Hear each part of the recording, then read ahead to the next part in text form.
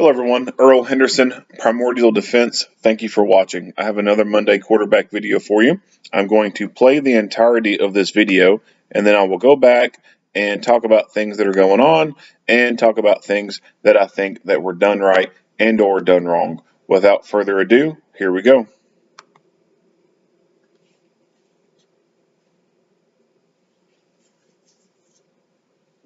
Hello, I'm Captain Gaiman, Commander of the Sheriff's Office Professional Standards Division. We're here today to provide our community information regarding a critical incident which occurred in Sacramento County and involved Sheriff's Office personnel. Today you will learn about different procedures the Sheriff's Office utilizes in order to investigate cases involving use of force, obtain and preserve relevant evidence, and evaluate each individual incident. Please keep in mind the Sheriff's Office takes the use of force by any employee very seriously. We conduct thorough investigations to ensure that the actions taken by all personnel are within the procedural standards of the Sacramento County Sheriff's Office and in compliance with state law. We are still in the early stages of this investigation, and our understanding of the facts and circumstances may change as we review more evidence and interview additional witnesses. The information contained within this video is based on what we know right now. Please note, we do not draw any conclusions based solely upon this video as to whether or not our employee acted within policy or state law. Our conclusions, rather, are based on the totality of the evidence that we have gathered at the time the investigation has been completed. We hope the content of this video serves as an educational tool for our community to promote the development of understanding and transparency within the communities we serve. Hello everyone, I'm Sergeant Rod Grassman, Public Information Officer for the Sacramento County Sheriff's Office.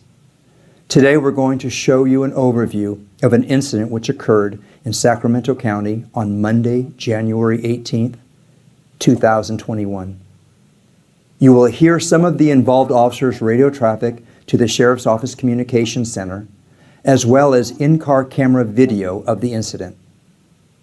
When a police officer uses force to arrest, gain control of a suspect, or defend against an attack, it can be difficult to watch. Some of the video you're about to see contains strong language and graphic content, which may be disturbing to sensitive viewers. Viewer discretion is advised. We will start by providing you with some background information regarding exactly what led up to this incident. On January 18, 2021, at approximately 10:07 p.m., two Sacramento County Sheriff's deputies were on routine patrol in Arden Arcade. While patrolling, they noticed an occupied gold SUV parked in the lot of Falling Prices at 2901 Arden Way. This vehicle matched the description of a vehicle connected to a theft series in Arden Arcade. 43 917. 43, go ahead. 2901 Arden, 6 boy X-ray Mary, 538. It's a gold Chevy Suburban with one. We're okay. 10-4. The driver, who was the sole occupant of the SUV, identified himself with a California driver's license as Cauldron. When asked if he was on parole, he said no. A records check revealed he was on parole. When the deputies attempted to initiate a parole search of the SUV, Cauldron sped off.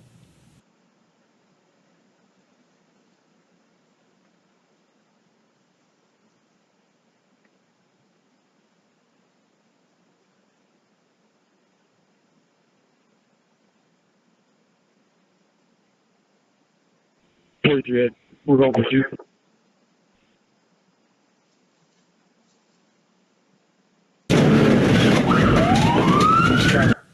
A vehicle pursuit ensued, at which time the subject ran stop signs and drove at speeds in excess of 65 miles an hour on residential streets. During the pursuit, the subject forced uninvolved drivers to yield to his erratic driving.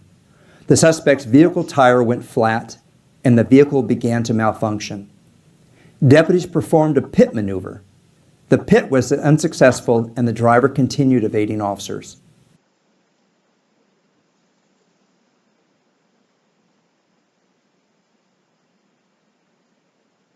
Cauldron entered the Cal Expo complex via Ethan Way.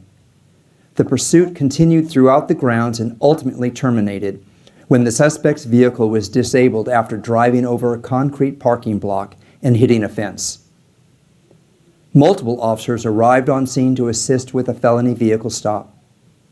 The officers strategically placed their patrol vehicles and began calling the driver out. Deputies gave Cauldron commands for several minutes to exit the vehicle with his hands up, but he refused. All right, so 901 is trees, north side of the building that you go to bed on the horses. We will call provision here.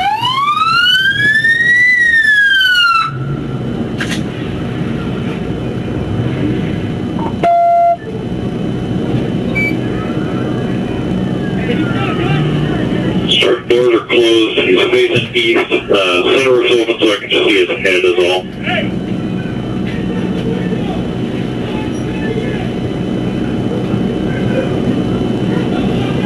In an effort to see inside the vehicle, less lethal projectiles were deployed to break out the heavily tinted windows in the SUV. The tint film on the windows prevented the glass from shattering and breaking away. Deputies were finally able to break out the rear window.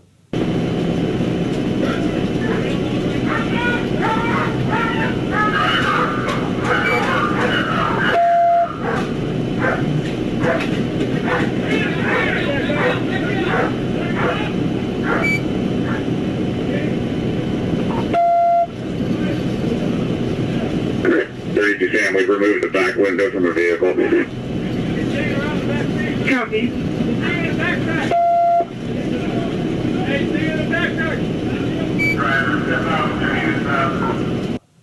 K-9 Riley was deployed and engaged the suspect.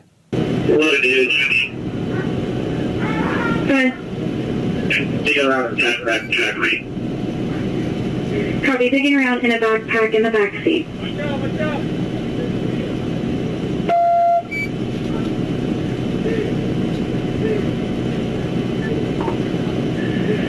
So our dog's trying to find a way in.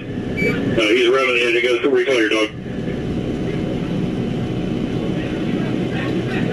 I don't know if he's got a four-wheel drive on that thing or how disabled it is. Deputies began to move forward to take the suspect into custody. Officers were stacked behind a ballistic shield and approached the front driver's side door. As they opened the door, Cauldron, who was sitting in the front seat, held a gun in his hand pointed at the deputies. Cauldron fired 9 rounds at the deputies at point-blank range. Deputies returned fire, fatally wounding Cauldron.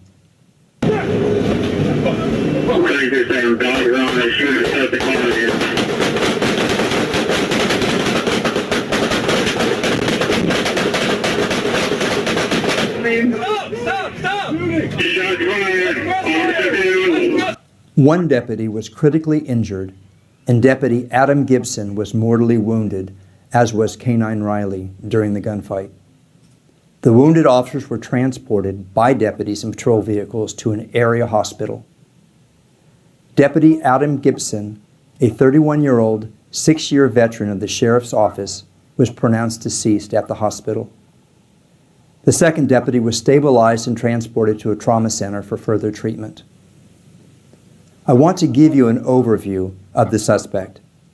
46-year-old Robert Stephen Cauldron was armed with a Glock 27 .40 caliber semi-automatic handgun with an extended magazine and had 2 grams of methamphetamine in his pocket.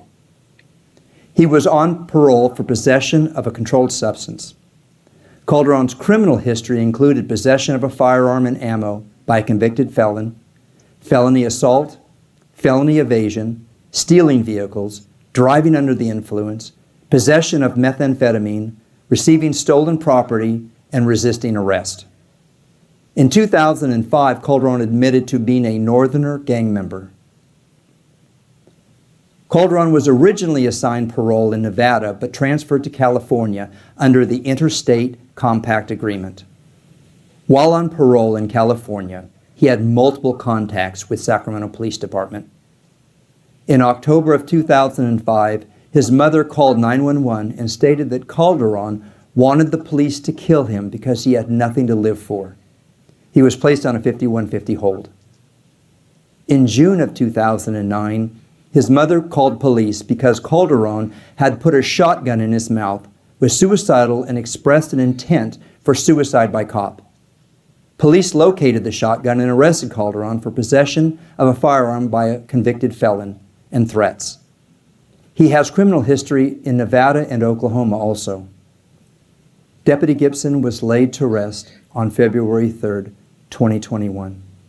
He leaves behind his wife, Rachel Gibson, and his 9-month-old daughter, Sophie, his parents, Doug and Sandy Gibson, and several siblings. Deputy Gibson served in the United States Marine Corps and did 2 tours in Afghanistan. Since joining the Sheriff's Office in 2014, he worked in corrections, patrol, and most recently a canine handler. Deputy Gibson received the Sheriff's Bronze Star for bravery for rescuing a suicidal subject from a freeway overpass, as well as a major incident ribbon in 2018. We will never forget him and his sacrifice to the citizens of Sacramento County. I'm happy to report that the second deputy, who was shot, is recovering and in high spirits, looking to the day he will return to duty. We look forward to his return and serving the citizens of Sacramento County. We hope this video provided you some insight into the complexities of policing and some of the situations sheriff's deputies encounter while keeping our community safe. For more information about the Sacramento County Sheriff's Office, please visit our website at www.sacsheriff.com. On behalf of the men and women of the Sacramento County Sheriff's Office, thank you for watching. All right, let's get into it.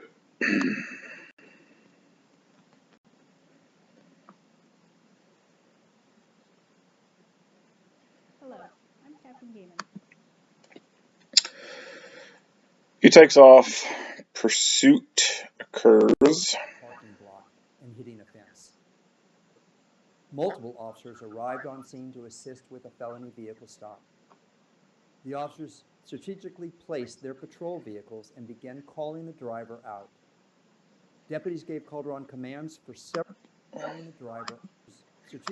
So they're in a parking lot Multiple and officers arrived on scene you to can't assist see with felony very vehicle well with it zoomed in, but it looks like an open field. strategically How placed big this their open patrol field vehicles is, and we began don't really calling the know. driver out. Just, Deputies gave Cauldron commands for outside several of the minutes to camera view, exit there the could be vehicle houses or with his something, hands but up, he refused. it almost looked like. The officer arrived on scene to assist disabled after the pursuit continued throughout Okay, the so it's a grounds. roadway, it looks like. Cauldron Let's see it entered one the more Cal time. Expo complex via Ethan Way. The pursuit Yeah, that looks like that might be a roadway, possibly. continued throughout the grounds and ultimately turned. Yeah, that's a roadway. It's got to be. So, procession of cars right there. Here he is. Terminated when the suspect's vehicle And it was almost looks disabled like this guy was just going to try to ram through the fence and go through the field. after driving over a concrete parking block and hitting a fence. Multiple officers arrived on scene to assist with a felony vehicle stop. The officers strategically placed their patrol vehicles and began calling the driver out. Deputies gave Cauldron commands for several minutes to exit the vehicle with his.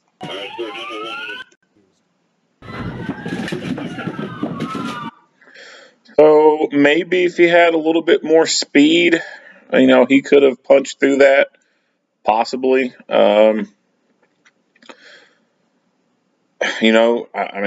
guess I could say, luckily he didn't make it through, but at the same time, what if he did make it all the way through and some other outcome occurred? Could that other outcome that occurred lead to no deaths in the law enforcement part? Who knows? That's the big butterfly effect question. Big what ifs. But anyway, he fails in breaching this and making it all the way through, becomes stuck. We don't have any timestamps within the video itself, normally you'll see timestamps depending on the camera manufacturer somewhere within the corner. We don't see any of that in this. The building that you go to bed on the horses. He's already got one window knocked out. Look at this passenger side windows right here. These are still intact. We will call provision here.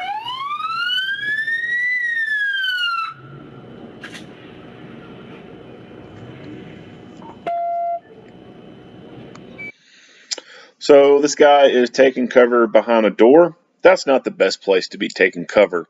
One, car doors will not stop bullets very well. Even a small 22 long rifle projectile will go through that car door, no problem. The glass that he's standing behind, I highly doubt that it's armored. So a door offers it's really no cover at all, and really the way he's standing behind it's not much of a concealment anyway. Um, Using this guy's vehicle as an example, um, you know, standing to the rear of the vehicle puts a lot of mass in between you and the threat. Threat's up here at the nose of the vehicle, you're at the rear of the vehicle. All this mass in between can really help slow down and stop bullets before they reach to you. Over here, engine block example. Engine blocks are good pieces of cover because the big engine block in there will stop it. Now, just because you're behind this entire object doesn't mean bullets are going to stop. A bullet could come in through the top right in here, go through the compartment and not hit anything, and then come out the other side of the fender right there. So, you think about if you had x-ray vision, what the inside of this would look like. You would see some gaps and whatnot that bullets could still go through. So, not necessarily this entire object is safe to hide behind, but this is a better place to hide behind when it comes to a vehicle, because not only do you have the large engine block right there, but you also have the wheels and the wheel axle right there as well. But in terms of where this guy's standing at, the angle that we see, it's not that great for him to be behind this door. Ideally, it would be better if he was a little bit further back and behind the vehicle altogether. Same with the camera view on this vehicle right here. So we see how this vehicle is orientated towards the suspect vehicle. No idea the driver and or passenger of this vehicle, if there is a passenger, where they're at. I would hope that maybe they're not behind the doors, but I'd say there's a chance that they are. If they're in this vehicle, then the best place for them is to be the rear of their vehicle, so they have the most amount of mass between them and the threat right there. The downside to at nighttime especially, and the way emergency lights and everything are set up, the downside to being at the back of the vehicle, and especially if you have an agency that puts the full Christmas tree light package in your vehicle, you got the tail lights flickering, you got lights on the license plate around it flickering. There could be some hideaways that be like in this back windshield right here for like an SUV on one of the cop cars. There could be lights right in there. There could be I forget what this called, but there's a certain light package you can get that covers this pillar right here, and lights flash out of it. There can be a lot of lights to the rear of a vehicle, and being at the rear of that vehicle at night with those bright ass lights flashing, that can cause some visual issues. So that's one thing to consider.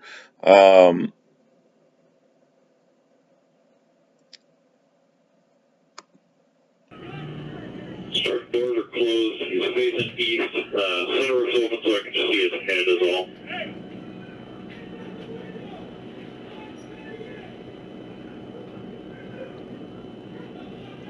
In an effort to see inside the vehicle, less lethal projectiles were deployed to break out the heavily tinted windows in the SUV. The tint film on the windows prevented the glass from shattering and breaking away. Deputies were finally able to break out the rear window. All right, so again, no time stamp in the video, so we don't know how long after this guy crashed it took for them to fire beanbags. I had told you earlier to pay attention to these windows. Now you see what looks like 1, 2, 3, 4 possible impacts right here, and then there's 1, 2, and a bunch right in there, impacts from beanbags. So let me back the video up so you can see the car again without those. We see windows not hit, and then we go to the windows having been shattered. So if the window tint had not been on there, then the glass would have just crumbled and fell.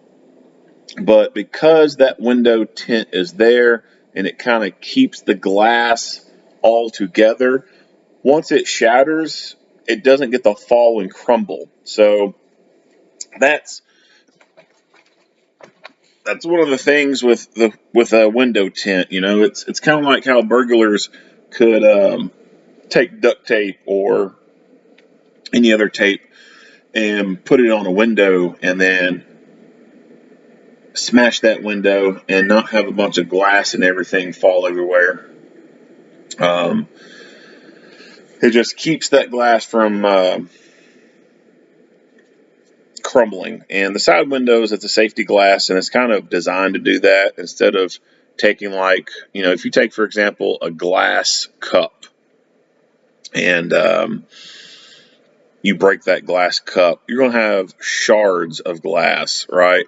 The safety glass, the tempered glass on a vehicle, you hit it, it turns into like little pebbles almost, I guess you could say. It crumbles into little tiny pieces. And that window tint, it's glued on there pretty much, and it just holds it all together and just kind of stays in place. They decide that they want to come in and break this rear window. They stack up and they come in with the baton and they beat the shit out of the window and they get it to crumble and go in.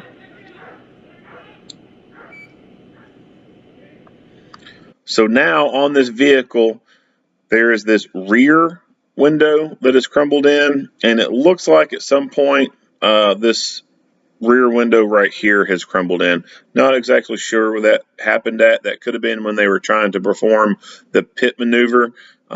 This could have shattered during that time frame. 32 Sam, we've removed the back window from the vehicle. Copy.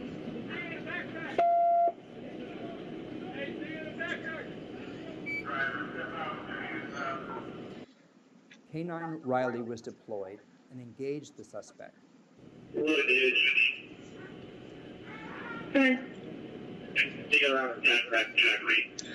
So they decide to release the K9, and the dog tries to find a place to get in. You'll see him jump. I mean, let's play this back. So you can see the dog. Let's back it up even a little bit further because the terrain is a little bit different.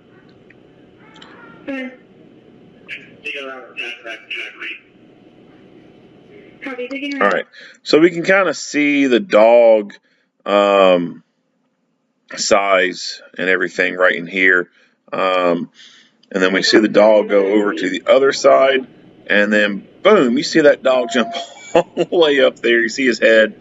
He jumps up on the hood of the vehicle, looking around. He's trying his best to get in there and be a good boy. He just can't get in. His handler comes up to him, takes him, and launches him through the rear.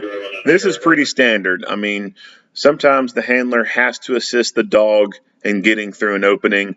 Sometimes, you know, you'll see a handler grab their dog, lift them up, and I don't want to use the word toss or throw. Right now, off the top of my head, I can't think of any other good word to describe it other than they're assisting them over the fence. But you'll see them pick the dog up and kind of assist them over a fence. It looks like they're just throwing them. And from a mechanical, physical standpoint, yeah, it's a toss, it's a throw, but it's not a violent throw or anything.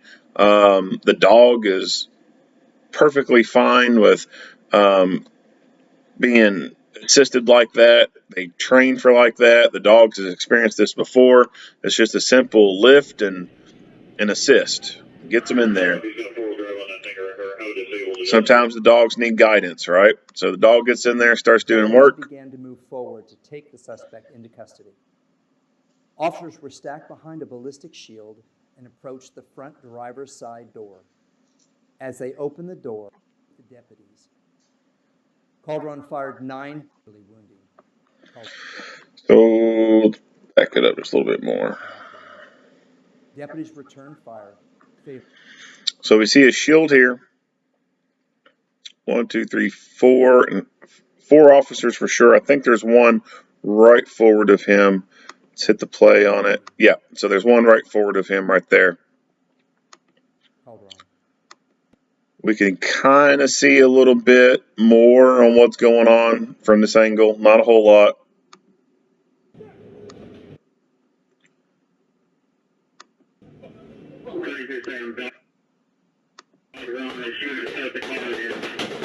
And of course, they paused the video. I'm not a big fan of them pausing the video. I understand why they paused the video. They don't want to show one of their own being shot and killed. However, at the same time, in the heart of transparency and educational value, I don't think they should have paused the video. Going back before we go more into this. So, the dogs are good tools to use. It is a better risk management to send a dog into something where gunfire could occur, because it's a lot better for a dog to die than a good human to die. It's better for a police dog to die than for an actual police officer to die. So that's where dogs, that's one of the reasons why dogs are handy. That's one of the good benefits of them. It's better if they die than the person. In this instance, I don't know if I fully agree with trying to deploy the canine within that enclosed vehicle like that. Yes, it's better if the dog got shot before a human got shot, but in this same token, why are you taking a piece of equipment and sending it into something that you know is a pretty good darn high chance it's going to be destroyed? This is just, looking at risk mitigation. This would be the same as directing a fire truck to drive through a flooded road, and then the fire truck gets swept away in the floodwaters. Like, why would you send that apparatus down this flooded roadway with moving water, knowing that there's a high good chance of that piece of equipment being destroyed like that? So from this standpoint, why send the dog into something that there's a pretty darn good high chance of it being destroyed? I think that maybe some other alternatives could have been used. To begin with, they already had one window breached, and then they came up and they intentionally themselves breached this other window. At this point, I think they could have deployed some less lethal options in through these openings right here.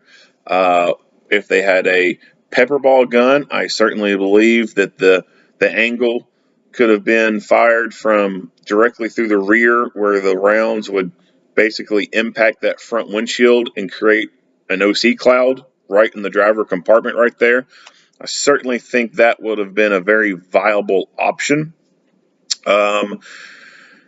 It would be hard to throw something like a tear gas canister or something like that into the vehicle, because that could have caught the vehicle on fire.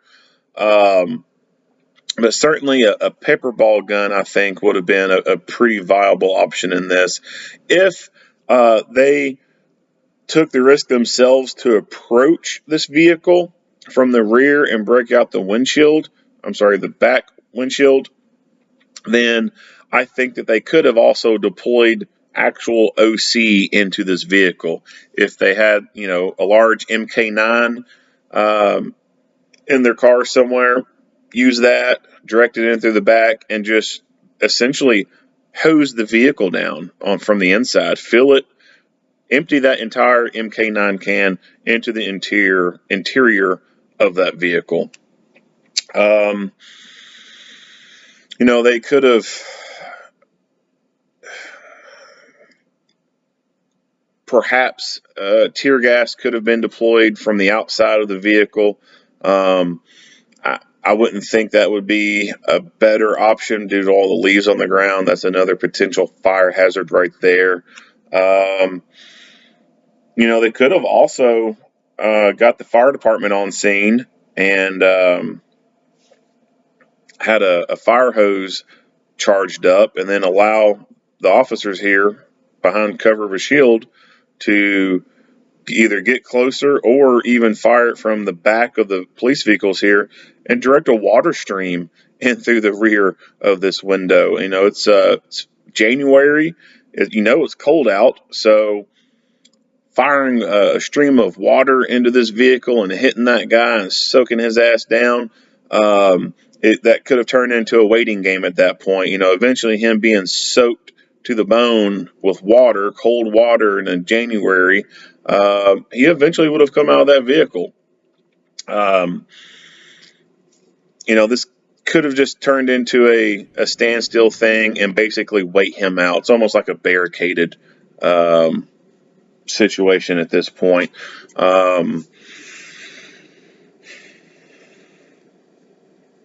I just think that there could have been some other things utilized versus throwing the dog in there and then them trying to come around to the side. Deputies began to move forward to take the suspect into custody. Officers were stacked behind a ballistic shield and approached the front driver's side door. As they opened the door, Cauldron, who was sitting in the front seat, held a gun in his hand pointed at the deputies. Cauldron fired 9 rounds at the deputies at point-blank range. Deputies returned fire, fatally wounding Cauldron. So shields are good pieces of equipment, but what you see so often is one person's behind that shield and then everyone else is not. So we see he's got the shield, but this other officer, he just completely bypasses him and goes around the side here. The guy with the shield does move in. Let's back it up. The guy with the shield does move in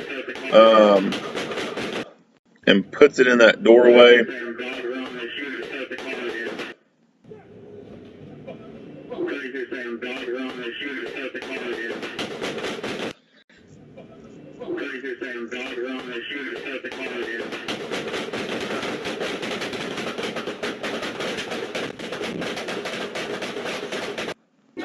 One deputy was critically... So since we don't get to see anything that goes on there, can't talk about anything that goes on because we don't see it. We do see them grab one officer and start to drag him back under cover of shield. One deputy was critically injured, and Deputy Adam Gibson was mortally wounded, as was Canine Riley during the gunfight. Deputy Adam Gibson was mortally wounded, as was Canine Riley during the gunfight. And Deputy Adam Gibson was mortally wounded, as was critically injured. And Deputy Adam Gibson was mortally wounded, as was Canine injured. And Deputy Adam Gibson was mortally wounded, as was Canine Riley. So you look at his hands, it almost looks like this person now laying on the ground might be somewhat still conscious, because as they start dragging him Looks like his hands come up. So it doesn't really specify who it is. We don't know if it's this guy who ends up dying or if it's another person who was injured. It's just no information was given. It's too hard to tell, and you can't really see a whole lot. The canine, I'm assuming that the dog is still inside the vehicle, but that's just an assumption. I mean, the dog could have been hit and then the dog ran away. That happens. And actually, one of the more recent videos I've done, you see a canine get shot, and the canine takes off running, but ends up dying. So it's possible the dog in this one ran and then died later, or the dog could actually be dead inside the vehicle. We don't know. Was mortally wounded, as was Canine Riley during the gunfight. The wounded officers were transported by deputies in patrol vehicles to an area hospital. Deputy Adam Gibson, a 31-year-old area. The wounded officers were transported by deputies in patrol vehicles to an area hospital. So the deputies decided to transport their own, but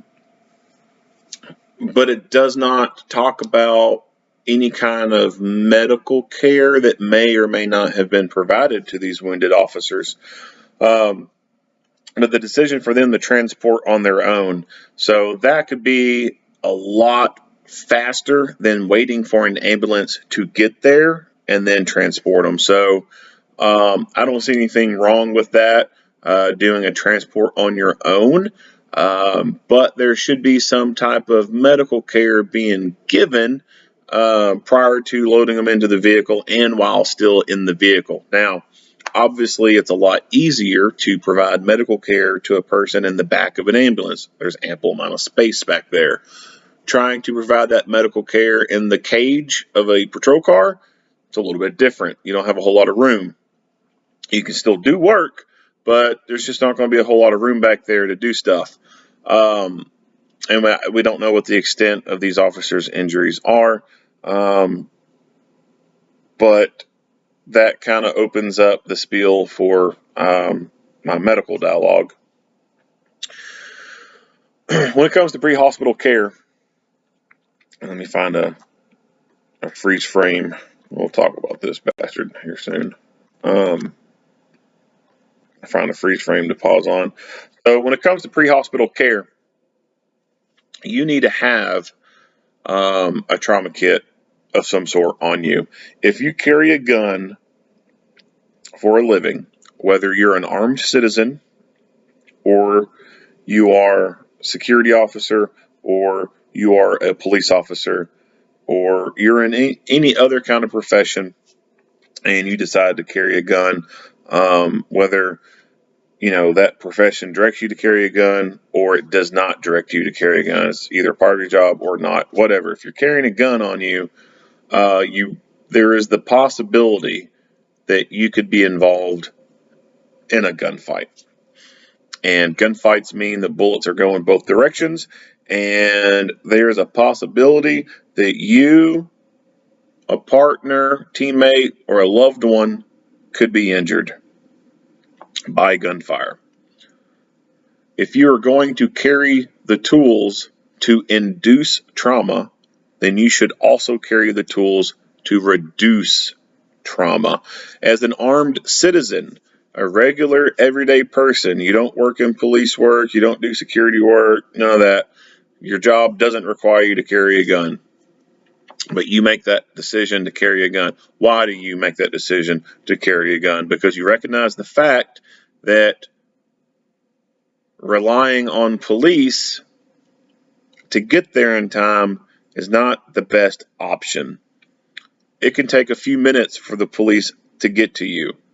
It only takes you a second to pull your gun out. If you have that same mindset that it takes too long for the police to get there and you need something immediate to deal with what's going on and you carry a gun, then you should also have that same mindset with medical gear. If you scoff at the idea of other people saying, oh, if there's any kind of trouble, I'll call the police, then you should scoff at yourself if you say something like, well, if I need medical care, I'll call the ambulance. You need to carry medical gear on you, whether you're an armed citizen or you're the police or security. That first line medical gear that you carry on you can either be purchased as a kit or you can put it together yourself. Or you can buy a pre-made kit and modify it to your liking to add stuff that you want that it didn't initially include. These kits can be very small and non-invasive. You can get one that has about the profile of a pack of cigarettes, but the depth-wise, from front to back is maybe a cigarette case and a half deep. But as far as top to bottom and width-wise, it's about that same profile.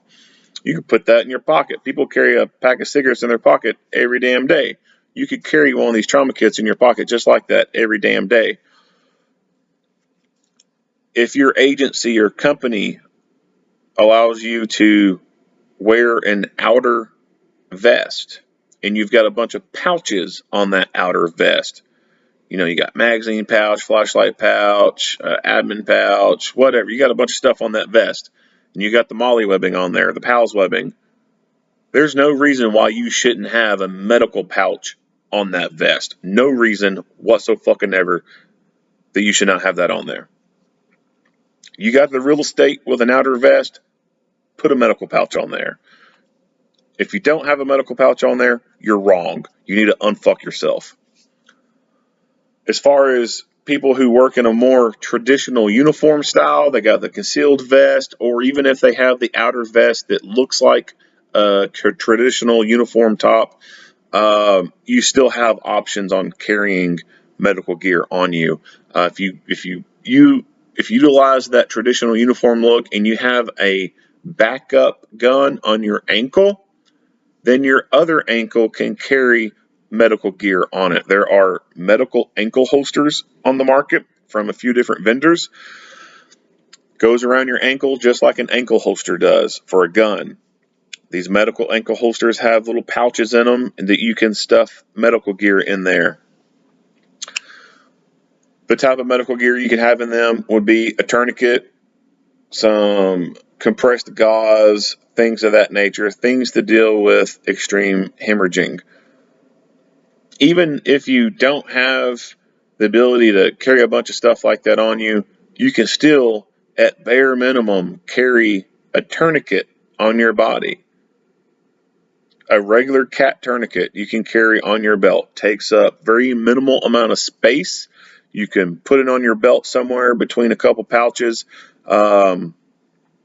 It does not take up a whole lot of room at all.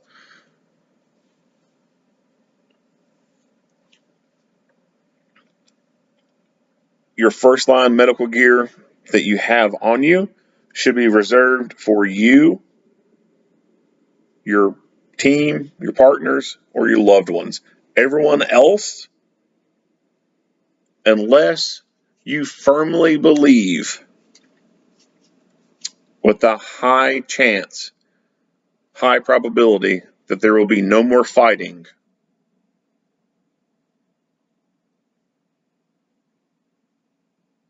if you believe that after this gunfight has stopped, that you don't think there's going to be no more fighting, there's a good chance that there's not going to be any fighting, then you can use that first line medical gear on anyone else.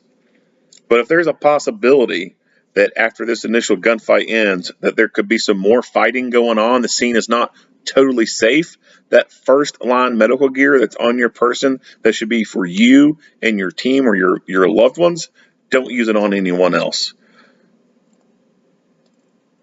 Because if what you have on you is in limited numbers, you only have one tourniquet, and you put that one and only tourniquet you have on a bad guy that you just shot, and then their buddy comes around the corner and wants to get in on the action and get some revenge, and you or a teammate gets hit, and you or your teammate has a femoral artery hit, and the only tourniquet there was the one you had that you just put on the bad guy, but now you or your buddy's got a femoral artery hit, what the hell are you going to do? You going to take that tourniquet off that other dude that you just shot and then put it on you or your buddy? Your first line medical gear is 100% for you and your teammates. Everyone else, you can use supplemental gear for them or wait for the ambulance. The only time you use your first line gear on anyone else is if you are confident there's no more fighting to be had. That's the only time. So on top of your first line gear that you carry on you medical wise, which can be a minimal footprint, it doesn't have to be a whole trauma bag. It can just be a tourniquet and some gauze, maybe a pressure bandage. The very bare basic necessities to stop extreme hemorrhaging. Then you can have your supplemental medical gear, and that would be a trauma bag in your car. And this trauma bag can have the basic stuff in there. It can be store-bought. You buy it from a distributor, whatever. Some agencies and companies provide these kind of things. Some companies and agencies only provide a basic first aid kit. There's maybe within the policies or something, or insurance says, hey, each vehicle needs a first aid kit. And to meet that minimum requirement, those agencies and those companies, they'll buy a first aid kit. They'll buy the cheapest first aid kit they can get, and they'll stick it in that vehicle, and they'll check off a little check mark saying, yep, we got a first aid kit in there. And all that damn first aid kit has is freaking Band-Aids and a tweezer. Nothing to be able to deal with an actual gunshot wound. So if you don't know much about medical stuff, do know that there is a difference between first aid kits and trauma kits. If it's all you got in your company vehicle or your agency vehicles is a first aid kit that has nothing but Band-Aids, you need to upgrade. You definitely need to upgrade. So a trauma kit would have stuff to deal with gunshot wounds and stab wounds and other traumatic injuries. Big wounds, big stuff that a little Band-Aid's not going to fix. If your agency and company provides that, then great. That's awesome. If they don't, then you yourself can still provide for that, and you should still provide for that. Yes, it's going to be coming out of your pocket, but if it means that it could save one of your partners or one of your teammates' life, then it's well worth it. It's well worth it to spend that extra money out of your pocket and have that life-saving equipment that could mean the difference between you seeing your buddy at work again or never seeing your buddy at work again. In your area, if you're, the police and you have a pretty good working relationship with your fire department or your ambulance provider in your area, on your shift, there's a typical ambulance crew that you see most often, and y'all kind of, sit back and chit chat on scenes or whatever, and you gotta, the relationship there's good enough. You can ask for them to give you some stuff off the truck, like a bag valve mask. You could, next time you see the paramedic out, you're on a call for something, minor or whatever, not a whole lot's going on. You're like, hey man, you guys got an extra bag valve mask on there? I've got my trauma kit. I just want to add a bag valve mask to it. 90% of the time, they're going to say, yeah, sure. And they can hand you a bag valve mask. And then when they get back to the hospital or to their ambulance station, they can just go back in the supply room where there's 100 more of these freaking things and restock the truck with it. 2x4s. No, not lumber. Or 4x4s, the little gauze pads, a little package with gauze in them. They can hand you a bunch of those to put into your trauma kit.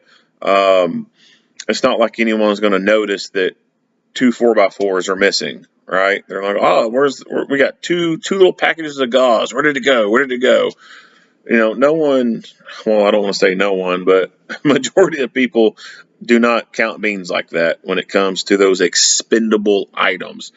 Packages of gauze are seen as expendable, right? Now, if they start, losing cases and cases of this stuff, then obviously people are going to take notice. But I mean, a few gauze pads here and there that you get off, from a couple trucks from free handouts, no one's going to notice that crap missing. So if you got firefighters and paramedics that you're friendly enough with, ask them next time you're on a scene if they got something extra they can give you to stock up your trauma kit.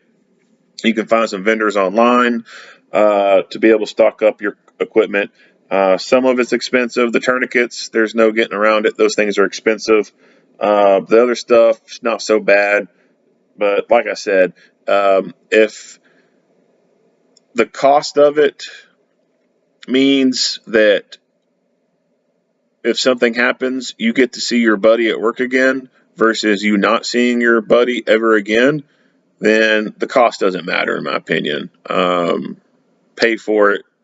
It's life-saving equipment. It can be used to save your ass, or it can be saved to use your friend's life at work.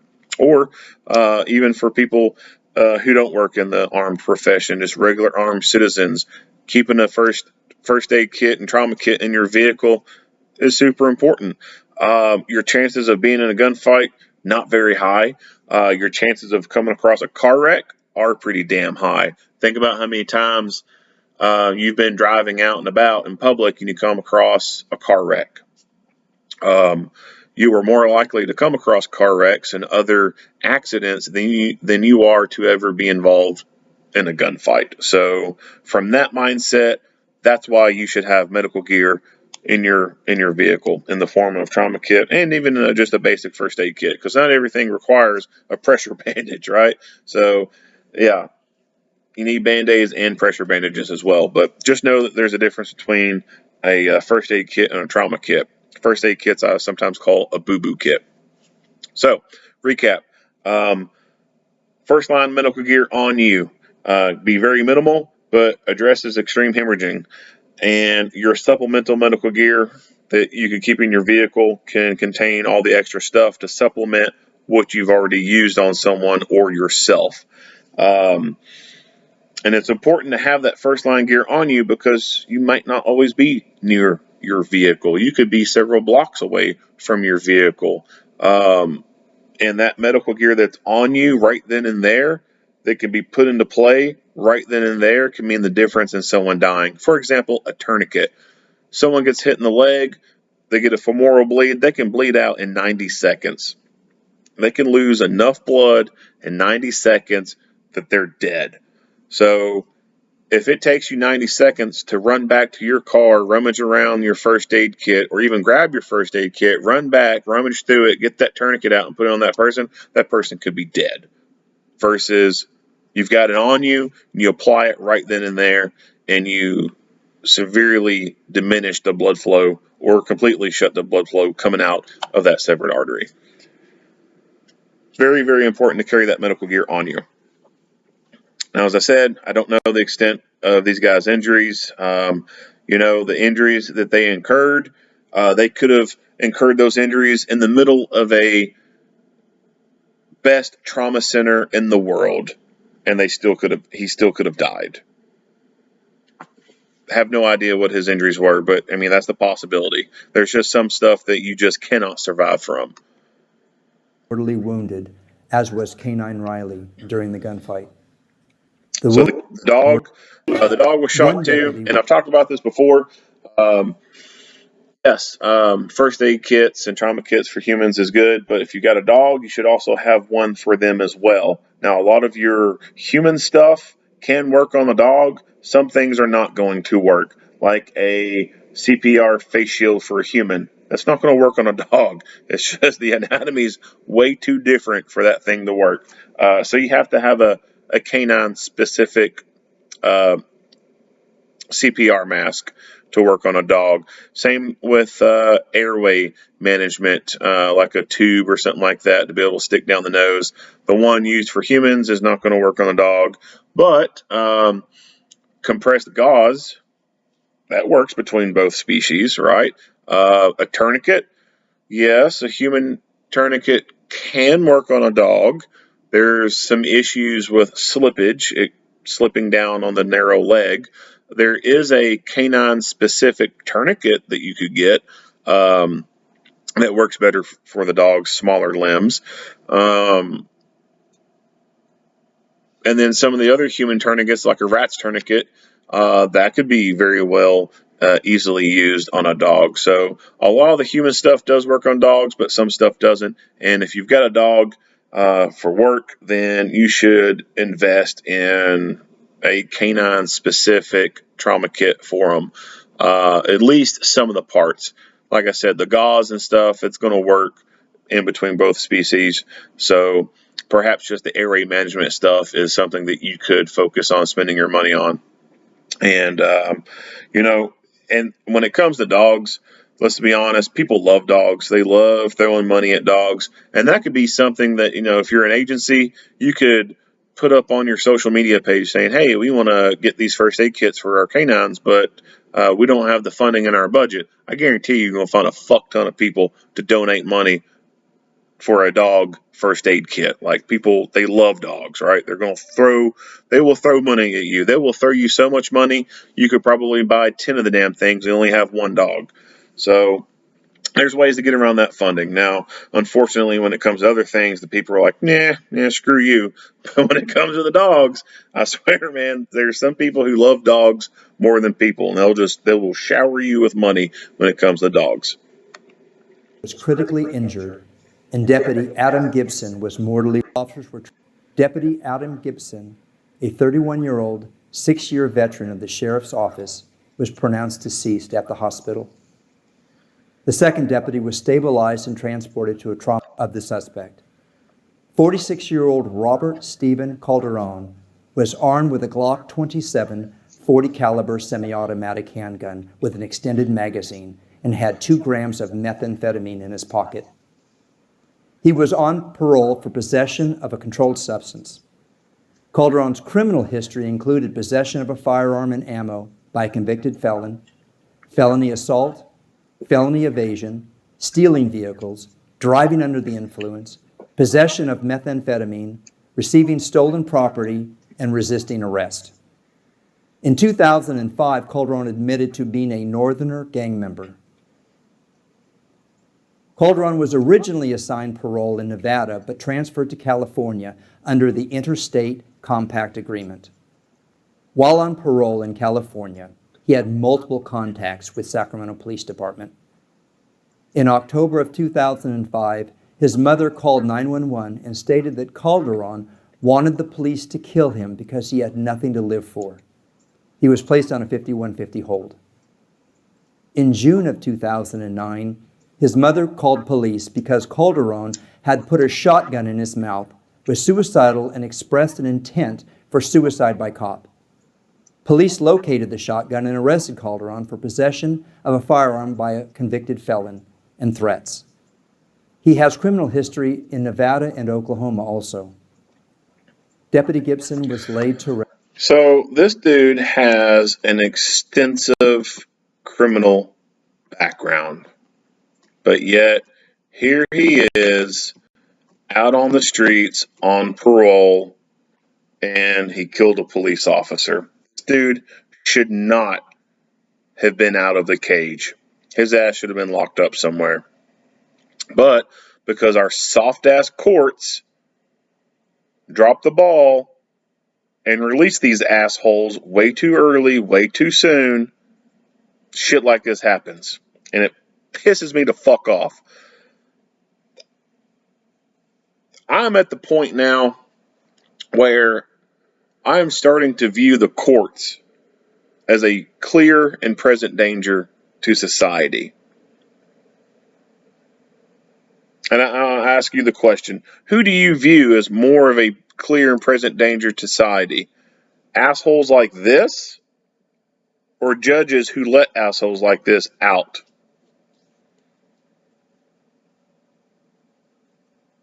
There's no reason why this dude should have been out in the street. None. Like, he needed to be in a cage. Locked in a cage somewhere. The these interstate agreements, I don't. That shit needs to be fucking revoked. If one state, California, for example, all this shit in California, man, all these fucking piece of shit dirtbag criminals, they completely ruin their lives in that state, and then the little fucking miscreants try to migrate somewhere else and go to another state. No. That shit needs to end. If California can't get their shit together and they produce humongous pieces of shit like this, then they should have to be forced to live with pieces of shit like this.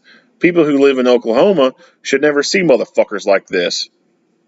So I don't believe in this interstate agreement bullshit where people on parole can then go to another state and be in parole over there. No, the hell with that. If your state is so fucked up that it produces big ass pieces of shit like this, then you know what? Fucking live with it. Unfuck yourselves so that you don't have pieces of shit like this living in your community.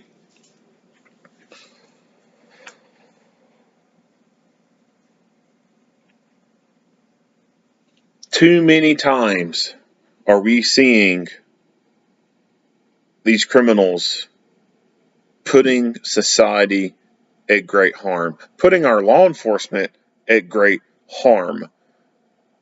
The Brevard County, Florida incident where the dude got out of the vehicle with an AR pistol and shot at the police and then came around and started beating the deputy with his AR pistol because his AR pistol malfunctioned and wouldn't fire anymore. That dude had an extensive criminal background and was out on bond for some serious shit. Another video I just recently did, the Geiger guy, extensive criminal background, but yet here he is out doing shit, shooting at people.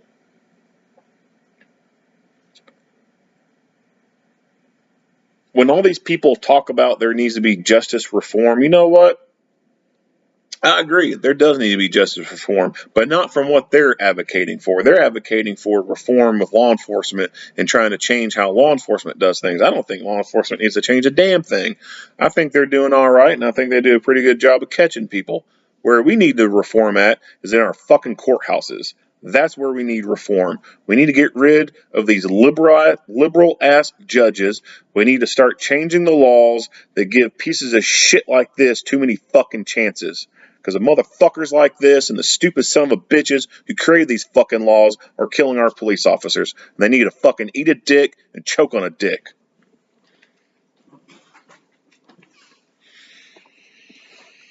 I'm going to end that rant right there.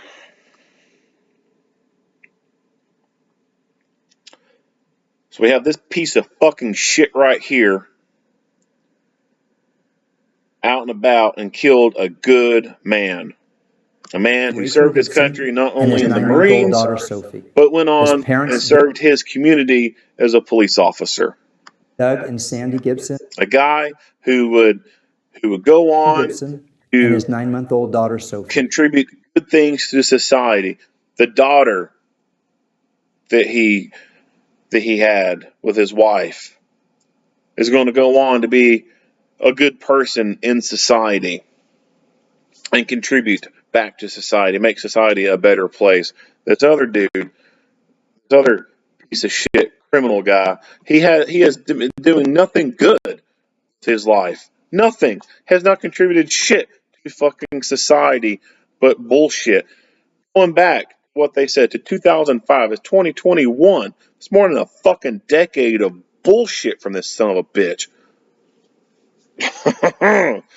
I said I was going to end that rant, but I didn't. That shit really pisses me off. Not much else to say about this video. I feel like I'll probably just rant a little bit more and cuss a little bit more about this piece of shit.